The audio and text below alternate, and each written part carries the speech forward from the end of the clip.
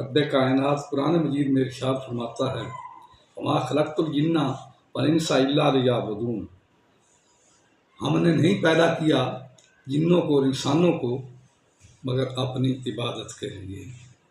جنوں اور انسانوں کی تخلیق کا مقصد کیا ہے، دنیا میں آنے کا مقصد کیا ہے کہ رب کائنات کی عبادت کریں، رب کائنات کے حضور سر بسجود ہو جائیں، رب کائنات کی حمد و ثنا کریں، اس کے شرعی احکامات کی پابندی کریں۔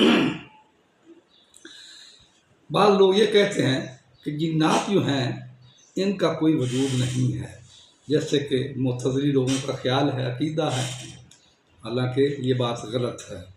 تو یہ بات تسلیم کی جائے تو قرآن مجید کا انکار اس میں لازم آتا ہے۔ ایسا دعویٰ کرنے والا انسان دائرہ اسلام سے خارج ہے۔ جن موجود ہیں ان کی ایک مخصوص شکل ہے۔ امام فخر الدین رازی علیہ رحمت فرماتے ہیں کہ جنات کا وجود کیسے ہے، فَإِنَّهَا أَجْسَامٌ هَوَائِيَّةٌ قَادِرَةٌ عَلَى التَّشَكُّلِ بِأَشْكَالٍ مُخْتَلِفَةٍ۔ وہ کہتے ہیں کہ ان کی ایک ہوائی شکل ہے، ان کے اندر یہ پاور ہے، یہ طاقت ہے، وہ تمام شکلوں کو اختیار کر سکتے ہیں۔ یعنی وہ حیوان کی شکل اختیار کر سکتے ہیں، انسان کے روپ میں بھی آ سکتے ہیں، سانپ کا روپ بھی اختیار کر سکتے ہیں، یعنی ہر چیز کا روپ، جاندار چیز کا روپ وہ اختیار کر سکتے ہیں۔ اسی لیے کہا گیا ہے کہ سانپ وغیرہ کوئی بھی چیز نظر آئے اس کو مارنا چاہو اس سے پہلے اس کو خبردار کرو۔ تو جن ہے، کوئی بھی چیز ہے، اپنے آپ کی اپنی شکل اختیار کر لے، اس کے بعد اس کو مارنا چاہیے۔ ایسا واقعہ پیش آیا کہ ایک انسان نے ایک اژدہا کو، ایک سانپ کو بغیر تنبیہ کے مار دیا۔ جب رات کو سوتا ہے تو جنات آتے ہیں، اس کی چارپائی کو اٹھا کر اپنے بادشاہ کے حضور پیش کر دیتے ہیں۔ انہوں نے کہا جی یہ ہمارے ایک فرد کا قاتل ہے۔ وہ کہتا ہے میں نے تو کسی کو قتل نہیں کیا۔ وہ کہا تم نے قتل کیا ہے؟